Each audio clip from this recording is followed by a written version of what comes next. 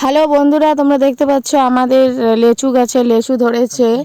প্রতি বছরের থেকে এবছর একটু কম লেচু ধরেছে। আমাদের দুইটা লেচু গাছ আছে, এইটা একটা লেচু গাছ, এখানে অনেক কমই ধরেছে। চলো বন্ধুরা দেখি ওই গাছটায় কতগুলো লেচু ধরেছে, দেখা যাক।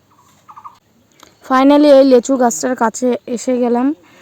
দেখো এখানেও মানে এতটাও লেচু ধরে নাই, আগের বছর থেকে এবছর এটাতেও কম ধরেছে। লিচু গাছে থেকে কয়েকটা লিচু পেড়ে নিলাম, টেস্ট করব কীরকম হয়েছে খেতে।